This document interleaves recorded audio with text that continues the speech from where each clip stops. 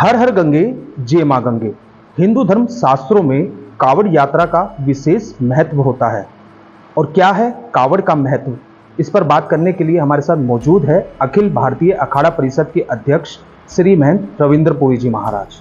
बहुत बहुत स्वागत है गुरु जी आपका तिलक पत्रिका पे। कावड़ का क्या महत्व है? कावड़ जो शिव भक्त श्रावण मास में अपने शरीर पर किसी धातु अथवा कांच के पात्र में गंगा जल को धारण करके पहले गंगा का पूजन करते हैं और अपने अपने नगर ग्राम में गंतव्य स्थल तक पैदल यात्रा करते हैं। वास्तविकता में ये शिव भक्तों का कांवड़ का मेला है।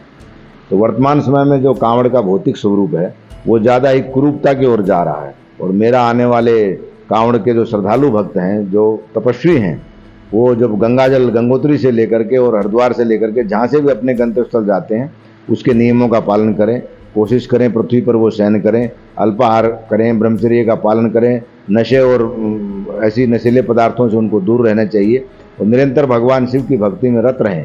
क्योंकि ये एक ऐसा महीना है, देवशयनी एकादशी के बाद जब भगवान विष्णु पाताल में चले जाते हैं तो सृष्टि का संचालन संपूर्ण शिव के हाथ में रहता है।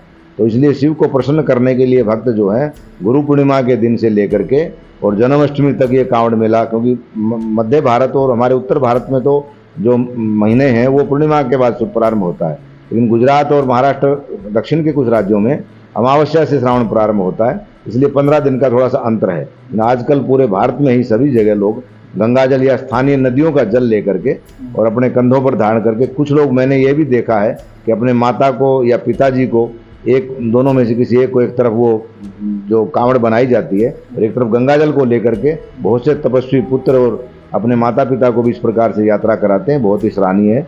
इसलिए कांवड़ के ऊपर जो शासन प्रशासन की व्यवस्थाएं होती हैं, उत्तर प्रदेश खास करके और उत्तराखंड, ये 2 राज्यों में विशेष इसका प्रभाव रहता है। सरकार से भी मेरा आग्रह है कि बहुत ज़्यादा जो डेकोरेटेड सिस्टम आ रहा है आजकल साउंड का, बड़े बड़े और एक दिखावा हो गया, उस पर कहीं न कहीं सख्ती से अंकुश लगाना चाहिए।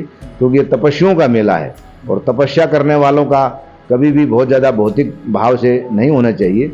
इसलिए सभी कांवड़ में आने वाले भाई बहनों को माँ भगवती गंगा और भगवान शिव की तरफ से आपके इस तिलक चैनल के माध्यम से बहुत बहुत शुभकामना। सारी टीम को बहुत बहुत बधाई। गुरु जी, बात की जाए कावड़ लेकर जाने और कांधे पर जल रखकर ही क्यों लेके जाया जाता है?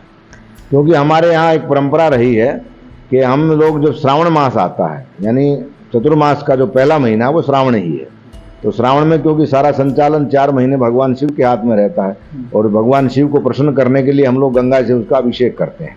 और भगवती गंगा को सिर पर भगवान शिव ने धारण किया था।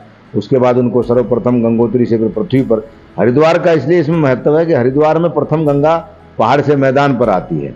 तो इसलिए हमारे शरीर का जो मुख्य भाग है, नाभि के ऊपर का हिस्सा है, उसको हम पवित्र मानते हैं। इसलिए बहुत से लोग गले में कपड़ों में बांध करके कलश को लटका के चलते हैं, वो भी नाभि के ऊपर ही रहता है।